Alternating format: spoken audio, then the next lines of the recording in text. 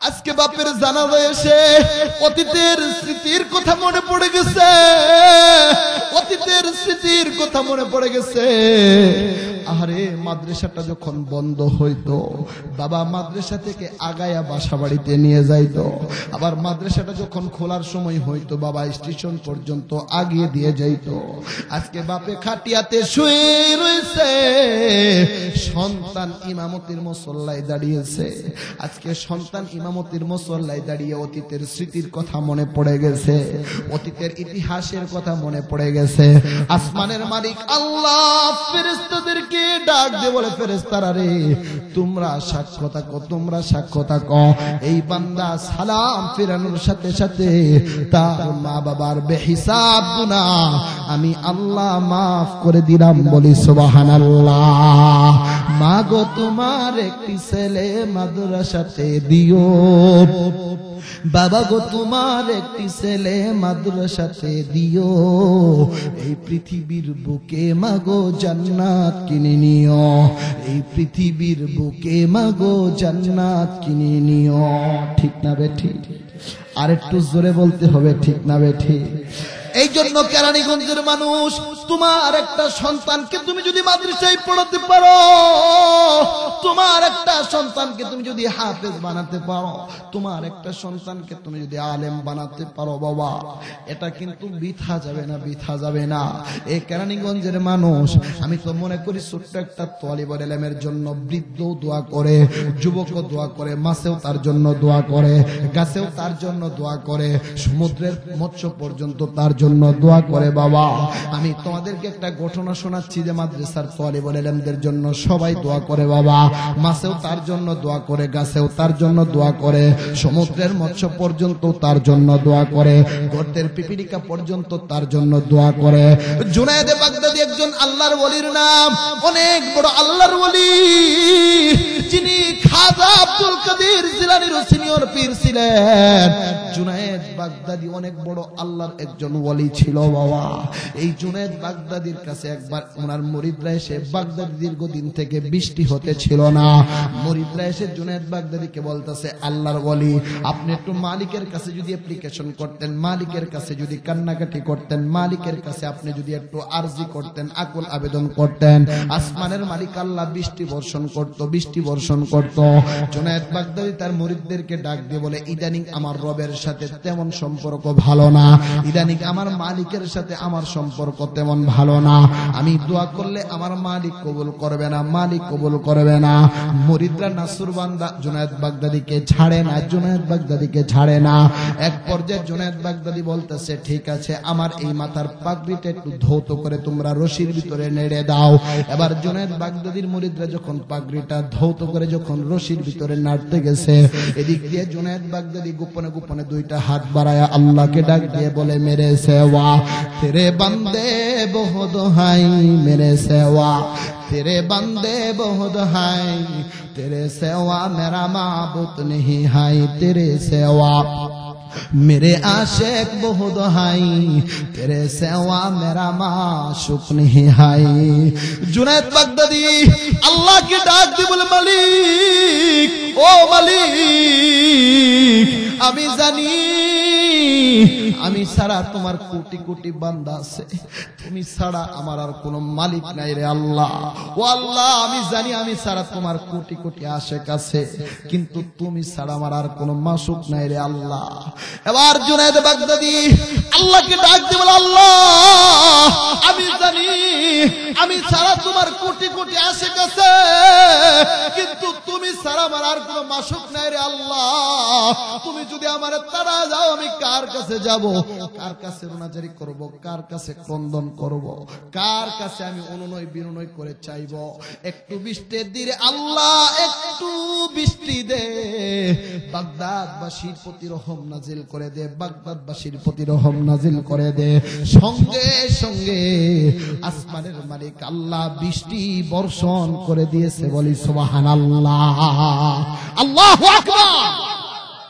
এই জুনায়েদ বাগদাদীর পীরের নাম আল্লামা সিদ্দিক সাকতি রাহমাতুল্লাহি আলাইহি এই জুনায়েদে বাগদাদি এবং আল্লামা সিররা সাকতি একটা কামরার ভিতরে রুমের ভিতরে কথোপকথন করে হঠাৎ করে দরওয়াজার মধ্যে একজন আল্লাহর বান্দা মাথার ভিতরে পাগড়ি শরীরের ভিতরে বড় একটা জুব্বা দবদবে সাদা হঠাৎ করে দরওয়াজার মধ্যে এসে সালাম দিয়েছে আসসালামু আলাইকুম আদখুল আমি কি প্রবেশ করতে পারি নাকি ভিতর থেকে উত্তর দেন নাম হ্যাঁ আপনি ঘরের ভিতরে প্রবেশ করতে পারেন এবার ওই আল্লাহর বান্দা ঘরের ভিতরে যাওয়ার পর এবার আল্লাহর বান্দা আল্লামা সিররা সাকতিকে ডাক দিয়ে আল্লাহর ওলি আমি একটা বিপদের সম্মুখীন হয়ে আপনার কাছে এসেছি বিপদের সম্মুখীন হয়ে আপনার কাছে এসেছি এবার আল্লামা সিররা সাকতি বলে কি বিপদের সম্মুখীন হয়ে আমার কাছে এসছো এবার ওই আল্লাহর বান্দা বলে হযরত আমি ওই যে দিজলা নদী দেখা যায় দিজলা নদী দেখা যায় দিজলার পারে আমার একটা মাদ্রাসা আছে ওই মাদ্রাসার মুহতামিম সাহেব হচ্ছে আমি মুহতামিম সাহেব হচ্ছে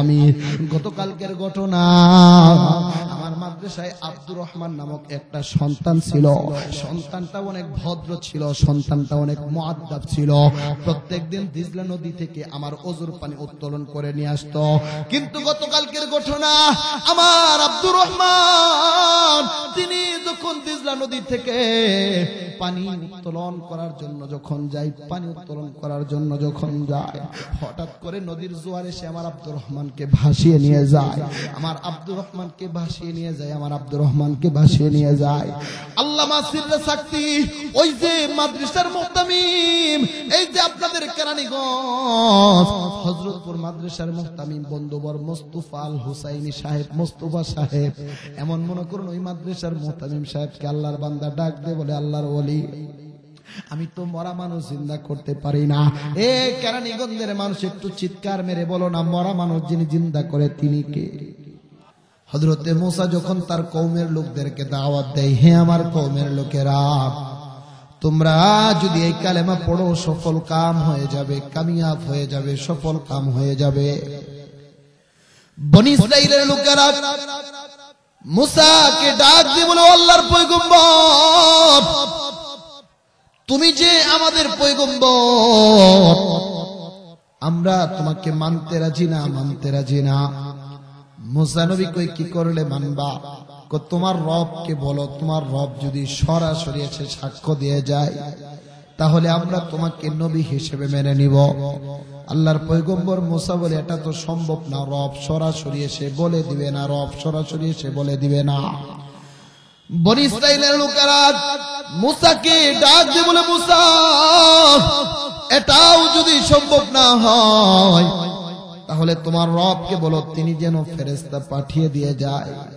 আর ফেরেশতারা এসে যদি সাক্ষ্য দেয় তুমি আমাদের নবী আমরা তোমাকে নবী হিসেবে মেনে নিব মূসা কই এটাও তো সম্ভব না এটাও সম্ভব না এটাও সম্ভব না বনি ইসরাইলের লোকেরা মূসাকে ডাক দে বলে এটাও যদি সম্ভব না হয় তাহলে তুমি তোমার রবকে বলো তোমার আল্লাহকে বলো তিনি যেন আসমান থেকে একটা কিতাব পাঠিয়ে দেয় যেই কিতাবের ভিতরে সিল দেওয়া থাকবে সত্যায়ন করা থাকবে তুমি যে আমাদের পয়গম্বর তুমি যে আমাদের পয়গম্বর মূসা নবী কো হ্যাঁ এটা সম্ভব এ কেরানীগঞ্জের মানুষ মুহাদ্দিসিনে কেরাম বলেন আল্লাহর পয়গম্বর মূসা একবার আর দুইবার আর তিনবার নয় যিনি আল্লাহর সাথে কম পক্ষে ৩৫০০ বার কথা বলেছে বলি সুবহানাল্লাহ আল্লাহু আকবার মূসা নবী বনি ইসরাইলের লোকের একটা সম্ভব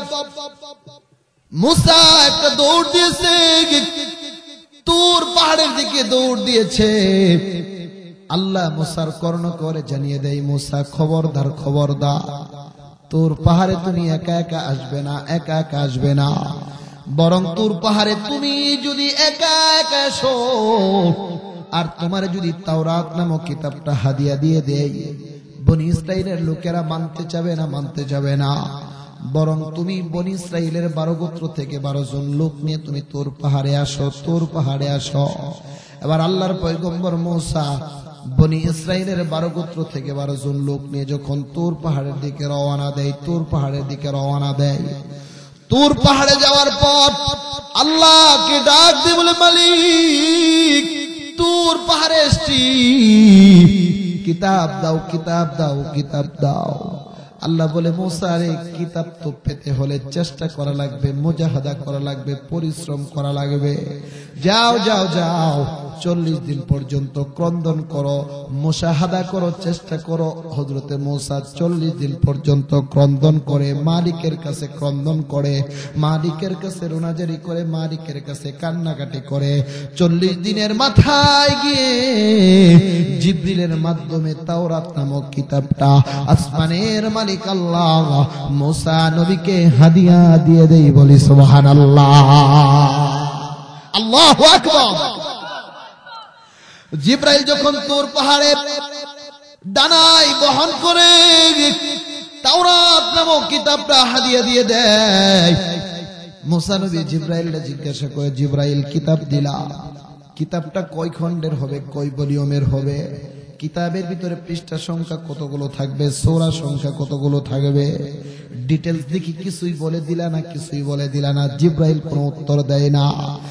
এক পর্যায়ে মুসা নবী জিবরাইলকে বলে, জিবরাইল বারবার জিজ্ঞেস করি কিছুই বলো না, কোনো রেসপন্স দাও না, উত্তর দাও না, এমন করে চুপ থাকো কেন, চুপ থাকো কেন? জিবরাইল বলে, আমাকে বারবার শুধু জিজ্ঞাসা করেন কেন? উপরওয়ালার সাথে তো আপনার এফএনএফ নাম্বার করা, ফোন করলে তো কোনো টাকা লাগে না, পয়সা লাগে না। আল্লাহর পয়গম্বর মুসা মালিককে ডাক দিয়ে বলে, মালিক কিতাব দিলা, কিতাবটা কয় খণ্ডের, কিতাবের ভিতরে সূরা সংখ্যা কতগুলো, আয়াত সংখ্যা কতগুলো, আল্লাহ মুসার কর্ণকুহরে জানিয়ে দেয়। ও পয়গম্বর মুসা জেনে রাখো, শুনে রাখো, তাওরাত নামক যে কিতাবটা তোমাকে হাদিয়া দিয়েছি, কিতাবটা হলো 7 খণ্ডের, 7 ভলিউমের। কিতাবের ভিতরে সূরা সংখ্যা হলো 1000, আর প্রতিটি সূরার ভিতরে আয়াত সংখ্যাও হলো 1000। বলি সুবহানাল্লাহ। তুমি রহমান, তুমি মেহেরবান, জনম জনম যদি গাহি তোমারি মহিমা গাওয়া শেষ হবে নাহি, ভরেও ভরে না যেন, ভরেও ভরে না যেন সাহারায় প্রাণ, তুমি রহমান, তুমি মেহেরবান। মারহাবা বলেন, জোরে বলেন না মারহাবা। মুসা নবীকে আল্লাহ এমনি এমন একটা উদ্ভট জাতি দিছো, আমি যদি তাদেরকে ডানে যেতে বলি তারা বামে যা, আমি যদি তাদেরকে বামে যেতে বলি তারা ডানে যা। আল্লাহ এত বড় কিতাব দিলা, কিতাব যদি তাদের সামনে প্রেজেন্টেশন করি, উপস্থাপন করি, তারা তো এই কিতাব মানতে চাবে না, কিতাব মানতে চাবে না। আল্লাহ রাব্বুল আলামিন মুসার কর্ণকুহরে জানিয়ে দেয়, এ পয়গম্বর মুসা, শুধু এই পর্যন্তই শেষ নয়, এই পর্যন্তই শেষ নয়, বরং আমি আল্লাহ আসমান থেকে 104 খানা কিতাব পাঠিয়ে দিয়েছি। এই 104 খানা কিতাবের ভিতরে যত জ্ঞান আছে, ইলম আছে, আমি আল্লাহ ওই জ্ঞানগুলোকে জমা করব, একত্রিত করব। একত্রিত করার পরে যতটুকু জ্ঞান হবে, যতটুকু ইলম হবে, আমি আল্লাহ সবগুলো জ্ঞান আব্দুল্লাহর বেটা মুহাম্মদের উপর যে কোরআন শরীফ নাজিল হয়েছে, কোরআন শরীফ নাজিল হয়েছে, আমি আল্লাহ ওই কিতাবের ভিতরে ঢেলে দিব। বলি সুবহানাল্লাহ। তাহলে কোরআন ছোট কিতাব না বড় কিতাব? সবাই বলে না ছোট কিতাব না বড় কিতাব? মুসা নবীকে আল্লাহ, আমার উম্মতরা এক একটা তাল গাছের মতো লম্বা, পানিতে নামলে হাঁটু পরিমাণ পানি হয়ে যায়, পানিতে নামলে কোমর পরিমাণ পানি হয়ে যায়। তারাই যদি এই কিতাব মানতে না পারে, তোমার বিশ্ব নবীর উম্মতরা তো মাত্র 3.5 হাত দেহওয়ালা, বডিওয়ালা, তারা এই কিতাব কিভাবে মানবে, কিভাবে মানবে? এ কেরানীগঞ্জের মানুষ, একটু বাবার দিলের কান দিয়ে শুনে যাও, দিলের কান দিয়ে শুনে যাও। আল্লাহ রাব্বুল আলামিন মুসাকে জানিয়ে দেয়, মুসা শুধু এই পর্যন্তই শেষ নয়, বরং আমি আমি আল্লাহ কোরআনের ভিতরে যত জ্ঞান দিছি, ইলম দিছি, আমি আল্লাহ ওই জ্ঞানগুলোকে জমা করে, একত্রিত করে, প্রসেসিং করে, সন্নিবেশিত করে কোরআনে কারীমের প্রথম একটি সূরা আছে যার নাম সূরাতুল ফাতিহা, উম্মুল কোরআন। আমি আল্লাহ ওই সূরা ফাতিহার ভিতরে ঢেলে দিয়েছি, বলি সুবহানাল্লাহ। এই জন্য তাফসীরে কাবীরের ভিতরে ইমাম ফখরুদ্দীন রাজি রাহমাতুল্লাহি আলাইহি তিনি উল্লেখ করেছে, বাবা কেউ যদি একবার আউযু বিল্লাহ বিসমিল্লাহ সহকারে মাত্র একবার সূরাতুল ফাতিহা তিলাওয়াত করে, সূরাতুল ফাতিহা তিলাওয়াত করে 104 খানা কিতাব পড়লে যেই পরিমাণ সওয়াব হয়, ওই পরিমাণ সওয়াব আসমানের মালিক আল্লাহ তোমার আমার আমল নামাই দিয়ে দিবে, বলি সুবহানাল্লাহ। মুসানবী আল্লাহ আমার উম্মতরা এক একটা এত বড় বড় লম্বা, তারাই যদি ওই কিতাব মানতে না পারে, তোমার বিশ্বনবী মুহাম্মদের উম্মতরা কিভাবে এই কিতাব মানবে? আল্লাহ রাব্বুল আলামিন মুসাকে জানিয়ে দেয়, মুসা শুধু এই পর্যন্তই শেষ নয়, বরং সূরা ফাতিহার ভিতরে যত জ্ঞান আছে, ইলম আছে, আমি আল্লাহ এই জ্ঞানগুলোকে জমা করব, একত্রিত করব। একত্রিত করার পরে যতটুকু জ্ঞান হবে, যতটুকু ইলম হবে, সূরা ফাতিহা লেখার আগে যে বা সিন মিম আলিফ লাম লাম হা বিসমিল্লাহর 7 অক্ষর, আমি আল্লাহ ওই 7 অক্ষরের ভিতরে ঢেলে দিয়েছি, বলি সুবহানাল্লাহ। এই জন্য বিশ্ব নবী আজ থেকে 1500 বছর আগে মদিনাওয়ালা পয়গম্বর জনাবে মুহাম্মদুর রাসূলুল্লাহ বলে দিয়েছেন, কুল্লু আমরিন জিবালিন লাম ইউবদা ফীহি বিসমিল্লাহি ফাহুয়া আবতার আও আক্তা। প্রতিটি ভালো কাজ শুরু করার আগে তোমরা পড়বা বিসমিল্লাহ, খানা খাওয়ার শুরুতে তোমরা পড়বা বিসমিল্লাহ, ভাত খাওয়ার শুরুতে তোমরা পড়বা বিসমিল্লাহ, ভালো কাজ করার শুরুতে তোমরা পড়বা বিসমিল্লাহ, মসজিদে প্রবেশের শুরুতে তোমরা পড়বা বিসমিল্লাহ, কোনো ভালো কাজ শুরু করার আগে ডান পা দিবা, তারপরে পড়বা বিসমিল্লাহ। আল্লাহ রাব্বুল আলামিন মুসার কানের ভিতরে জানিয়ে দেয়, এ মুসা শুধু এই পর্যন্তই শেষ নয়, বরং বিসমিল্লাহর 7 অক্ষরের ভিতরে যত জ্ঞান আছে, ইলম আছে, আমি আল্লাহ ওই জ্ঞানগুলোকে জমা করে, একত্রিত করে, প্রসেসিং করে আমি আল্লাহ ওই সবগুলো জ্ঞানকে একত্রিত করে, সন্নিবেশিত করে, জমা করে, আমি আল্লাহর নাম লিখতে যে আলিফ আছে, আল্লাহ লিখতে যে আলিফ আছে, আয়াতুল কুরসি লিখতে যে আলিফ আছে, আলিফ আছে, আর রহমানের শুরুতে যে আলিফ আছে, আলিফ আছে, আমি আল্লাহ ওই আলিফের ভিতরে ঢেলে দিয়েছি, বলি সুবহানাল্লাহ। তাহলে কোরআন ছোট কিতাব না বড় কিতাব? সবাই বলে না ছোট কিতাব না বড় কিতাব? এ কেরানীগঞ্জের মানুষ, তুমি আর আমি তো জানি না, এই যে আবু হুরায়রা মাদ্রাসা, এই যে মাদ্রাসার একটা আলিফওয়ালা ছাত্রের কেমন দাম বাবা, এই যে তোমাদের পাশে মার্কাজুদ দাওয়া একটা ছাত্রের কেমন দাম বাবা, তুমি আর আমি তো জানি না এই আলিফওয়ালা ছাত্রের কেমন দাম। আমাদের প্রধানমন্ত্রী জননেত্রী শেখ হাসিনা তিনি যখন রাষ্ট্রীয় বিভিন্ন সফরে বহির্রাষ্ট্রে গমন করে, তাকে কিন্তু লাল গালিচার সংবর্ধনা দিয়ে তাকে কিন্তু ইস্তেকবাল করা হয়, তাকে কিন্তু লাল গালিচার সংবর্ধনা দেওয়া হয়। তার মানে এই যে আবু হুরায়রা মাদ্রাসার ছাত্ররা, তারা যখন রাস্তা দিয়ে হেঁটে যায়, আসমানের মালিক আল্লাহ ফেরেশতাদেরকে ডাক দিয়ে বলে, ফেরেশতারা রে, তারা যখন রাস্তা দিয়ে হেঁটে যাবে, তাদের পায়ের নিচে লাল গালিচার সংবর্ধনা দিলে কেমন জানি তাদের প্রেস্টিজে লাগে, তাদের ইজ্জতে লাগে, তাদের গায়রতে লাগে। আমি তাদেরকে লাল গালিচার সংবর্ধনা দিয়ে তাদের ইজ্জতকে ছোট করতে চাই না, খাটো করতে চাই না, বরং আমি আল্লাহ তোমাদেরকে যে সম্মানিত নূরের পাখা দিয়েছি, ওই নূরের পাখাগুলো তোমরা জমিনের ভিতরে বিছায়া দিবা।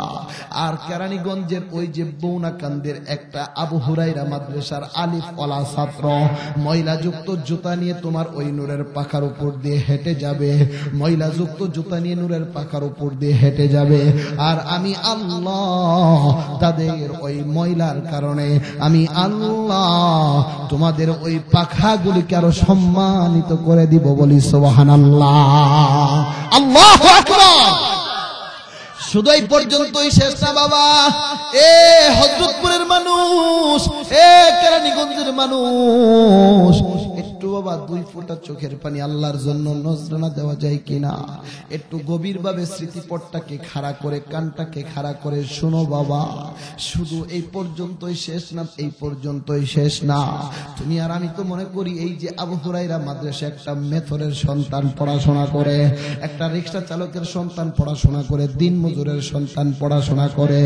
এ বাবা তুমি আর আমি তো জানি না, হতে পারে এই ছাত্রটা মেথরের সন্তান, হতে পারে দিন মজুরের সন্তান। সে যখন একটা বুগদা দিয়া কায়দা বগলের নিচে রাস্তা দিয়ে হেঁটে যা, একটা বুগদা দিয়া কায়দা নিয়ে সে যখন রাস্তা দিয়ে হেঁটে যা, তুমি তো তার দাম জানো না, তার দাম জানো না বাবা। আমার নবী আজ থেকে 1500 বছর আগে বলে দিয়েছে, মান জাআহুল মাউত ওয়া হুয়া ইয়াতলুবুল ইলমা ফাবাইনাহু ওয়া বাইনান নাবিয়্যিনা দারাজাতুন ওয়াহিদা। তার মানে মনে করো তোমার 2টা সন্তান, একটা সন্তানকে তুমি জাগতিক শিক্ষায় শিক্ষিত করলা, একটা সন্তানকে তুমি স্কলাস্টিকায় পড়াইলা, ইংলিশ মিডিয়ামে পড়াইলা, তোমার একটা সন্তানকে জাগতিক শিক্ষায় শিক্ষিত করলা। খোদা না খাস্তা তোমার 2টা সন্তানই মারা গেল বাবা, তোমার যেই সন্তানের জন্য মাথার গাম পায়ে ফেলে তুমি সারা জীবনটাকে তুমি শেষ করে দিয়েছো, বিসর্জন দিয়েছ, তোমার ওই সন্তানের ব্যাপারে নবীর কোনো হাদিস নাই, নবীর কোনো অ্যাপ্লিকেশন নাই, নবীর কোনো প্রতিশ্রুতি নাই।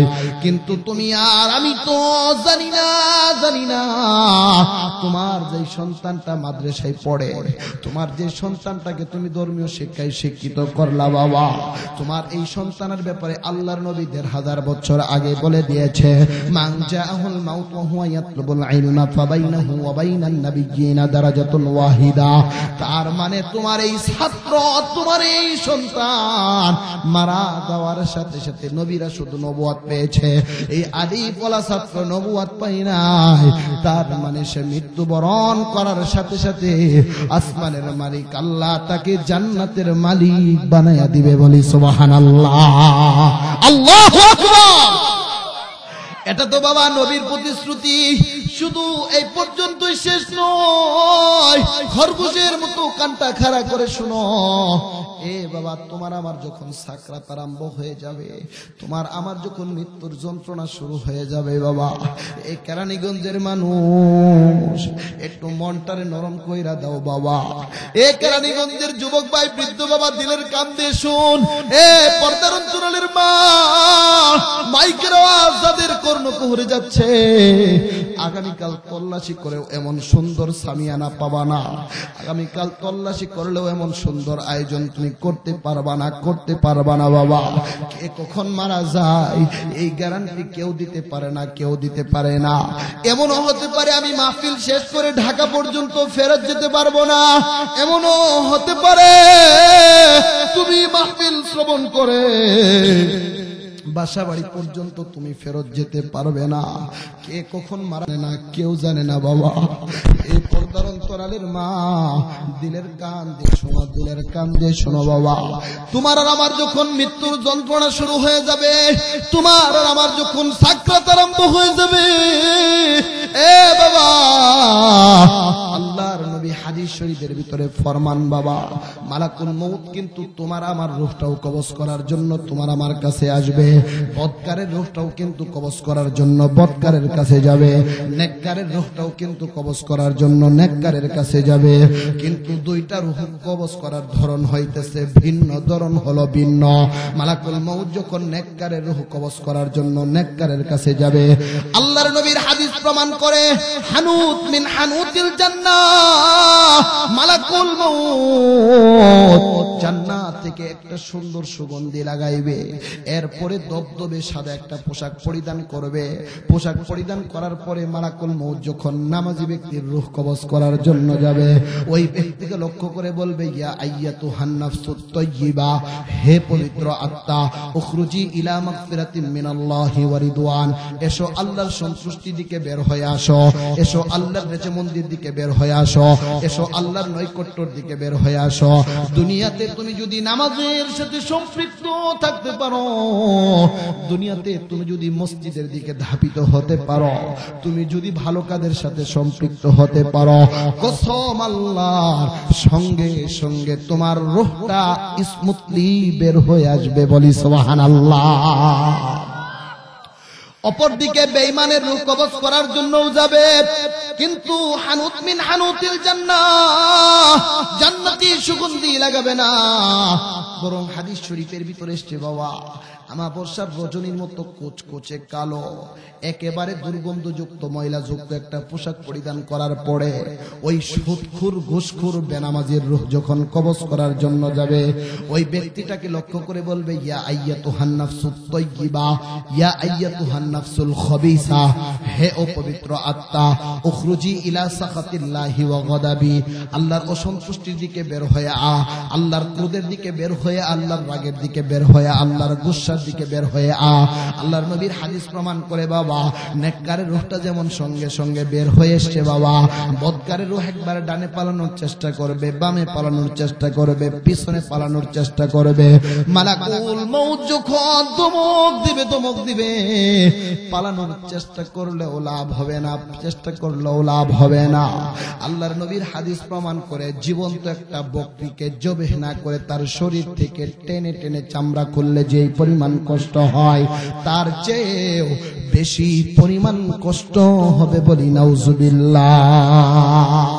আল্লাহ এমন মৃত্যু থেকে তুমি আমাদের সবাইকে, বিশেষ করে এই কেরানীগঞ্জের মানুষকে হেফাজত করিও। বলেন আমিন। এই জন্য ভাইরা আমার, বন্ধুরা আমার, যেই কথা বলতেছিলাম, এ বাবা, তোমার আর আমার যখন মৃত্যুর যন্ত্রণা শুরু হয়ে যাবে, তোমার আর আমার যখন সাকরাত আরম্ভ হয়ে যাবে বাবা, যেই সন্তানের জন্য তুমি মাথার ঘাম পায়ে ফেলে জীবনটাকে বিসর্জন দিয়েছ, যেই সন্তানটাকে তুমি ভালোভাবে পড়াশোনা করানোর জন্য জীবনটাকে শেষ করে দিয়েছ, তোমার যখন সাকরাত আরম্ভ হয়ে যাবে, তোমার ওই সন্তান যদি বলে, বাবা তুমি তো আমার জীবনটাকে আমার জন্য শেষ করে দিয়েছ, আমি আমার ইংলিশ বই থেকে এক পৃষ্ঠা পড়ে তোমাকে শোনাই, এক পৃষ্ঠা পড়ে তোমাকে শোনাই, কসম আল্লাহর এমন কোন হাদিস আবিষ্কার হয় নাই, তোমার মৃত্যুর যন্ত্রণাটা লাঘব হবে, মৃত্যুর যন্ত্রণাটা লাঘব হবে। কিন্তু কেরানীগঞ্জের মানুষ একটা আর দুইটা আর তিনটা নয়, আল্লাহর নবী মুহাম্মদুর রাসূলুল্লাহ আজ থেকে ১৫০০ বছর আগে বলে দিয়েছে, বাবা তোমার একটা সন্তানকে তুমি যদি ধর্মীয় শিক্ষায় শিক্ষিত করে যেতে পারো, তোমার একটা সন্তানকে যদি তুমি আলেম বানিয়ে কবরে যেতে পারো, আর তোমার যখন মৃত্যুর যন্ত্রণা শুরু হবে, তোমার যখন সাকরাত আরম্ভ হয়ে যাবে, তোমার এই আলিফওয়ালা বাওয়ালা কোরআনের ছাত্র তোমার পাশে যদি গিয়ে পড়ে, ইয়াসিন ওয়াল কুরআনিল হাকীম, মদিনাওয়ালা পয়গম্বর ১৫০০ বছর আগে বলে দিয়েছে, তোমার এই সন্তান তোমার পাশে সূরা ইয়াসিন থেকে মাত্র ৯টা আয়াত পড়ার কারণে আসমানের মালিক আল্লাহ তোমার মৃত্যুর যন্ত্রণাটাকে লাঘব করে দিবে। বলি সুবহানাল্লাহ। আলেমেরই মাতা পিতা বড় ভাগ্যবান, রোজ হাসরে মাথায় হবে তাজ পরিধান, হাসরেরই কঠিন মাঠে হবে হাহাকার, সেই মুহূর্তে দেখবে সবাই কিনা চমৎকার, প্রশ্ন হবে মুকুট মাথায় কে বা কাহারা, জবাব হবে আলেমেরই মা বাপ তাহারা, প্রশ্ন হবে মুকুট মাথায় কে বা কাহারা, জবাব হবে হাফেজেরই মা বাপ তাহারা, চিৎকার মেরে বলা যাবে না মারহাবা। নারায়ে তাকবীর, নারায়ে তাকবীর। আল কোরআনের আলো, আল হাদিসের আলো, দুনিয়ার মুসলিম, বিশ্বের মুসলিম, এ কেরানীগঞ্জের মানুষ শুধু এই পর্যন্তই শেষ নয়, এটা তো হলো বাবা তোমার মৃত্যুর যন্ত্রণার কথা বললাম, আর তুমি আর আমি যখন মারা যাইবো বাবা, এই কেরানীগঞ্জের মানুষ একটু মনটারে নরম করে দাও বাবা, কেউ কিন্তু দুনিয়াতে চিরজীবন থাকতে পারবা না, থাকতে পারবা না। এ যুবক ভাই দিলের কান দিয়ে শুন, এই যে নরসিংদীর ঘটনা, তুমি আর আমরা যারা ফেসবুক চালাই, সন্তান প্রবাসে থাকে, সন্তান প্রবাসে থাকে বাবা, সন্তান প্রবাস থেকে সংবাদ পেয়েছে মা মৃত্যু শয্যায় শায়িত হয়ে গিয়েছে। প্রথম শুনতে পেরেছে মা মনে হয় অসুস্থতায় ভুগতেছে, আবার হঠাৎ করে সংবাদ গেছে মা মনে হয় মৃত্যুবরণ করেছে। সন্তান মনে মনে কয় যেহেতু মৃত্যুবরণ করেছে আমি টিকটক কেটে ফেলেছি, মায়ের জানাজায় শরীক হয়। সন্তান প্রবাস থেকে নরসিংদীর উদ্দেশ্যে, ব্রাহ্মণবাড়িয়ার উদ্দেশ্যে, প্রবাস থেকে শাহজালাল এয়ারপোর্টের উদ্দেশ্যে রওনা দিয়েছে। এদিক দিয়ে ভগ্নিপতি আর ভাগিনা এই সন্তানকে আগানোর জন্য, তার মানে সম্বন্ধী এবং মামাকে আগানোর জন্য শাহজালাল এয়ারপোর্টে এসেছে। এয়ারপোর্ট থেকে আগিয়ে নিয়ে তারা যখন ব্রাহ্মণবাড়িয়ার উদ্দেশ্যে রওনা দিয়েছে, প্রতিমধ্যে ভগ্নিপতি, ভাগিনা এবং ওই প্রবাসী গাড়ি অ্যাক্সিডেন্ট করে জায়গায় ডেথ হয়ে গিয়েছে বাবা।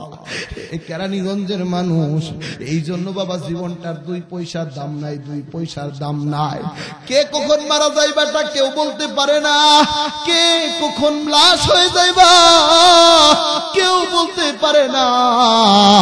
তুমি আর আমি যখন মারা যাইব বাবা, এই যে তোমাদের বৌনাকান্দি মসজিদে ঘোষণা হবে, মুয়াজ্জিন ঘোষণা দিবে, হযরতপুরের অমুক গ্রাম নিবাসী অমুক আর দুনিয়াতে নাই, অমুক আর দুনিয়াতে নাই। মসজিদের খাটিয়াটা তোমার বাড়ি যাবে, তোমার বাড়িতে যাবে, ওই খাটিয়ার ভিতরে তোমাকে আমাকে শায়িত করবে। কেউ যাবে কাফনের কাপড় কেনার জন্য, কেউ যাবে বাঁশের জারে বাঁশ কাটার জন্য। তুমি আর আমি যখন মসজিদের খাটিয়াতে শুয়ে থাকবো, তোমার ওই যে সন্তানকে তুমি যদি মাদ্রাসার শিক্ষায় শিক্ষিত করতে পারো, তোমার একটা সন্তানকে তুমি যদি আলেম বানাতে পারো, তোমার একটা সন্তানকে তুমি যদি হাফেজ বানাতে পারো বাবা, তোমার একটা সন্তানকে কোরআনের শিক্ষায় শিক্ষিত তুমি যদি করতে পারো বাবা, তুমি যখন ওই যে মসজিদের খাটিয়াতে শায়িত হয়ে থাকবা, শুয়ে থাকবা, তোমার ওই কোরআনের হাফেজ আলেম ছাত্রটা তোমার জানাজার ইমামতির মুসল্লায় দাঁড়াবে বাবা। এই সন্তান তাকবীর দেওয়ার পরে সন্তান সারাও পড়তে পারে না, দুরূদ পড়তে পারে না, সন্তান কোনো কিছুই করতে পারে না। আসমানের মালিক আল্লাহ ফেরেশতাদেরকে ডাক দিয়ে বলে, ফেরেশতারা রে, এই যে বান্দা তাকবীর দেওয়ার পরে সানাও পড়ে না, দুরূদও পড়ে না, সে অন্য কোনো দোয়াও পড়ে না, এমন করে কেন? শুধু কাঁপাকাঁপি করে, শুধু কম্পন করে, আর অন্য কিছু করে না। ফেরেশতারা বলে, আল্লাহ এই যে খাটিয়াতে যিনি শুয়ে রয়েছে আর জানাজার ইমামতির মুসল্লায় যিনি দাঁড়িয়েছে, তার সাথে তার একটা রক্তের সম্পর্ক আছে, ব্লাডের সম্পর্ক আছে। আজকে বাপ জানাজার এরকম ভাবে খাটিয়াতে শুয়ে রয়েছে, আর সন্তান জানাজার ইমামতির মুসল্লায় দাঁড়িয়েছে, তার সাথে তার একটা ব্লাডের সম্পর্ক আছে। আজকে বাপের জানাজা এসে অতীতের স্মৃতির কথা মনে পড়ে গেছে, আরে মাদ্রাসাটা যখন বন্ধ হইতো, বাবা মাদ্রাসা থেকে আগায়া বাসা বাড়িতে নিয়ে যাইতো, আবার মাদ্রাসাটা যখন খোলার সময় হইতো বাবা স্টেশন পর্যন্ত আগিয়ে দিয়ে যাইতো। আজকে বাপে খাটিয়াতে শুয়ে রয়েছে, সন্তান ইমামতির মুসল্লায় দাঁড়িয়েছে। আজকে সন্তান ইমামতির মুসল্লায় দাঁড়িয়ে অতীতের স্মৃতির কথা মনে পড়ে গেছে, অতীতের ইতিহাসের কথা মনে পড়ে গেছে। আসমানের মালিক আল্লাহ ফেরেশতাদেরকে ডাক দিয়ে বলে, ফেরেশতারা রে, তোমরা সাক্ষ্য থাকো, এই বান্দা সালাম ফিরানোর সাথে সাথে তার মা বাবার বেহিসাব গুনাহ আমি আল্লাহ মাফ করে দিলাম। বলি সুবহানাল্লাহ। মা গো তোমার একটি ছেলে মাদ্রাসাতে দিও, বাবা গো তোমার একটি ছেলে মাদ্রাসাতে দিও, এই পৃথিবীর বুকে মাগো জান্নাত কিনে নিও, এই পৃথিবীর বুকে মাগো জান্নাত কিনে নিও। ঠিক না বেঠি? আর একটু জোরে বলতে হবে, ঠিক না বেঠি? এই জন্য কেরানীগঞ্জের মানুষ, তোমার একটা সন্তানকে তুমি যদি মাদ্রাসায় পড়াতে পারো, তোমার একটা সন্তানকে তুমি যদি হাফেজ বানাতে পারো, তোমার একটা সন্তানকে তুমি যদি আলেম বানাতে পারো বাবা, এটা কিন্তু বৃথা যাবে না, বৃথা যাবে না। এই কেরানীগঞ্জের মানুষ, আমি তো মনে করি ছোট্ট একটা তালিবুল ইলমের জন্য বৃদ্ধও দোয়া করে, যুবকও দোয়া করে, মাছেও তার জন্য দোয়া করে, গাছেও তার জন্য দোয়া করে, সমুদ্রের মৎস্য পর্যন্ত তার জন্য দোয়া করে বাবা। আমি তোমাদেরকে একটা ঘটনা শোনাচ্ছি যে মাদ্রাসার তালিবুল ইলমদের জন্য সবাই দোয়া করে বাবা, মাছেও তার জন্য দোয়া করে, গাছেও তার জন্য দোয়া করে, সমুদ্রের মৎস্য পর্যন্ত তার জন্য দোয়া করে, গর্তের পিপিলিকা পর্যন্ত তার জন্য দোয়া করে। জুনায়েদ বাগদাদী একজন আল্লাহর ওলির নাম, অনেক বড় আল্লাহর ওলি, যিনি খাজা আব্দুল কাদের জিলানীর সিনিয়র পীর ছিলেন। জুনায়েদ বাগদাদী অনেক বড় আল্লাহর একজন ওলি ছিল বাবা।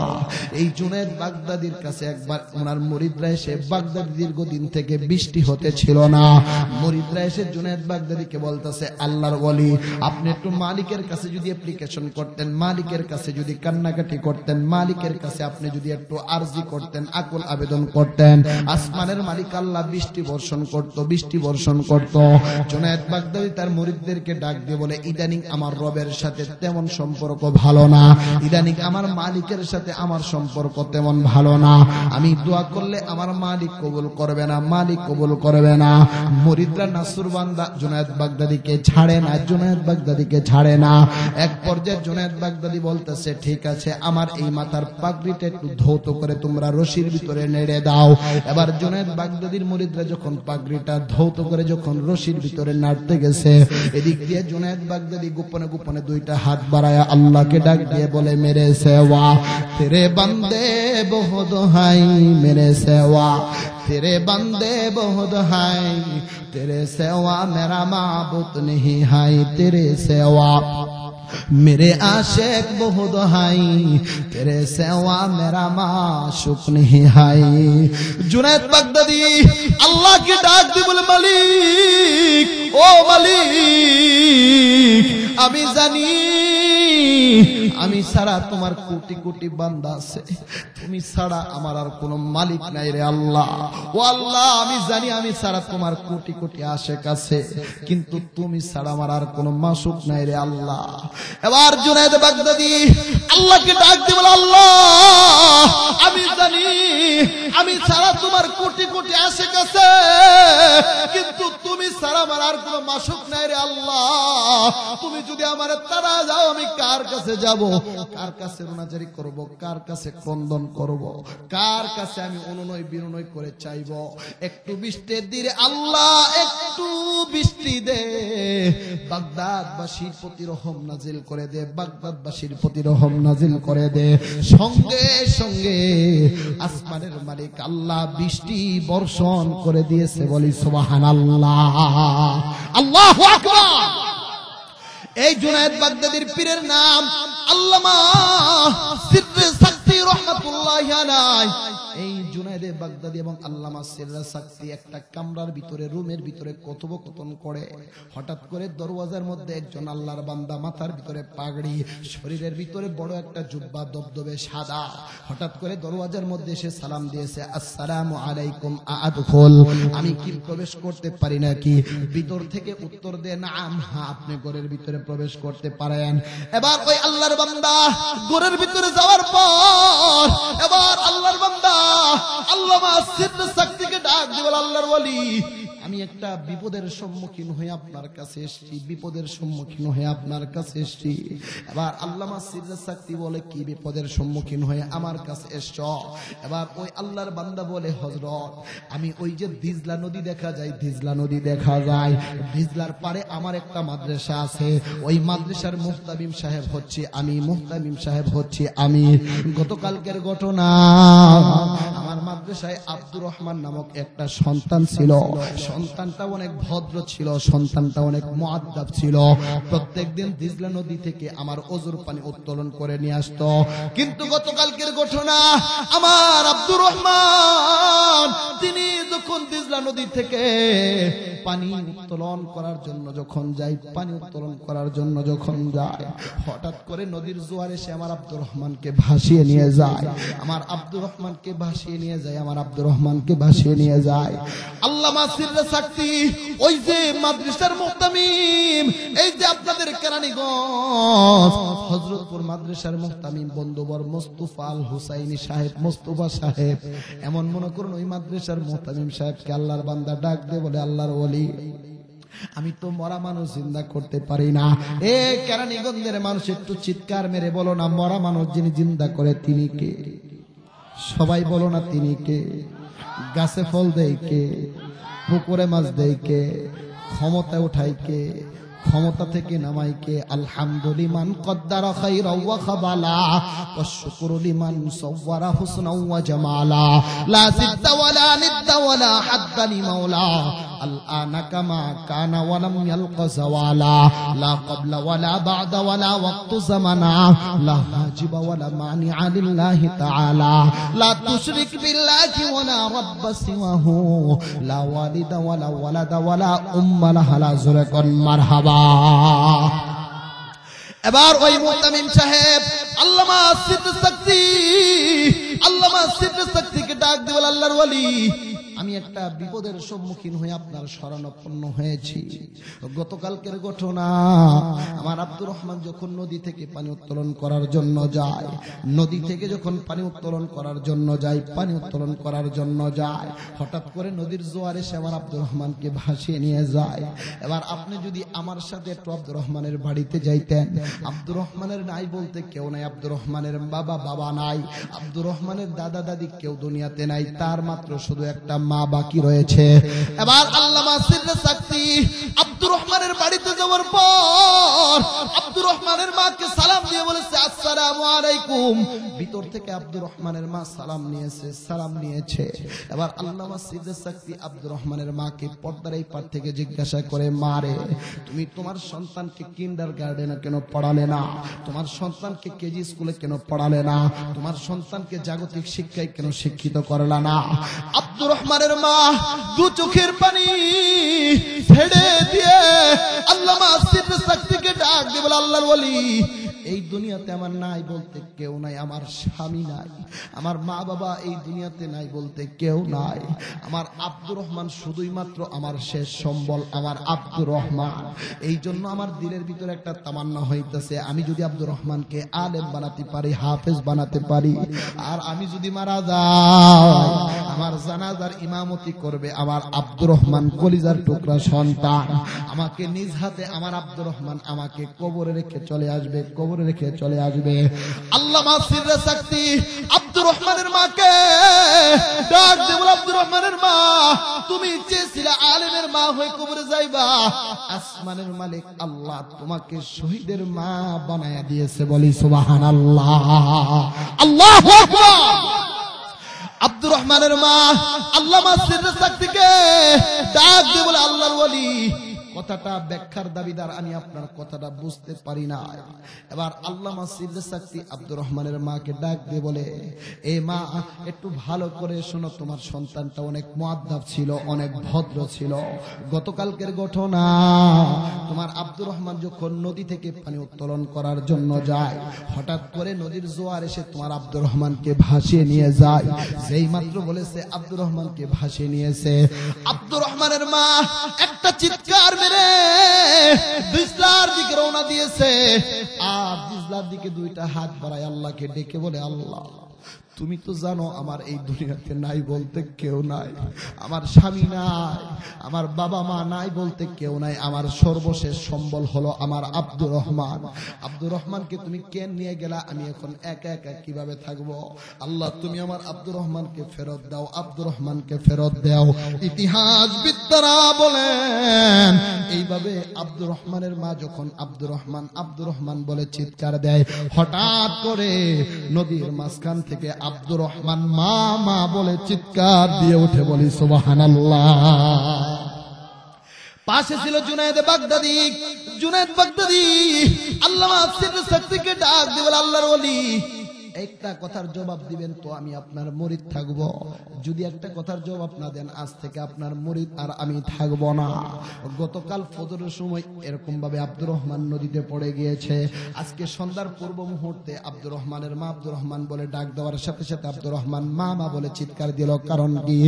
এবার জুনায়েদ বাগদাদিকে আল্লামা সির শক্তি জুনায়েদ বাগদাদিকে ডাক দিয়ে বলে, জুনায়েদ রে, মনে করেছিলাম তোমার বাতিনি চক্ষু মনে হয় খুলে গিয়েছে, এখনো পর্যন্ত তোমার বাতিনি চক্ষু খুলে নাই। তুমি কি জানো না আমার নবী ১৫০০ বছর আগে বলে দিয়েছে, মানজাহুল মাউত ওয়া হুয়া ইয়াতলুবুল ইলমা ফাবাইনাহু ওয়া বাইনান নাবিয়্যিনা দারাজাতুন ওয়াহিদা। যে ব্যক্তি ইলম অন্বেষণ করার জন্য ঘর থেকে বের হয় তার জন্য সমুদ্রের মাছ মাগফিরাতের দোয়া করতে থাকে, তার জন্য সমুদ্রের পশু পক্ষী মাগফিরাতের দোয়া করতে থাকে, আকাশের পশু পক্ষী মাগফিরাতের দোয়া করতে থাকে। আব্দুর রহমান যখন গতকাল নদীতে পড়ে যায়, আব্দুর রহমানের জন্য মাছ মালিকের কাছে মাগফিরাতের দোয়া করতে থাকে। আল্লাহ আব্দুর রহমানকে তুমি মৃত্যু দিও না, আব্দুর রহমানকে তুমি মৃত্যু দিও না। সমুদ্রের ঝিনুক পোকামাকড় পর্যন্ত মালিকের কাছে মাগফিরাতের দোয়া করতে থাকে, পশু পক্ষী পর্যন্ত মাগফিরাতের দোয়া করতে থাকে। আর আল্লাহ কুদরতি ভাবে আব্দুর রহমানকে বাঁচিয়ে রেখেছে, বলি সুবহানাল্লাহ। সম্মানিত হাজিরিন, এই জন্য ভাইর আমার, বন্ধুরা আমার, যেই কথা বলতেছিলাম শুধুই মাত্র কেবলমাত্র একজন হাফেজের মা হয়ে যদি কবরে যেতে পারেন, একজন হাফেজের মা হয়ে যদি কবরে যেতে পারেন, একজন আলেমের বাবা হয়ে যদি কবরে যেতে পারেন, আসমানের মালিক আল্লাহ ময়দানে মাহশারে আপনার মাথার উপরে নূরের মুকুট পরিয়ে দিবে। সুবহানাল্লাহ।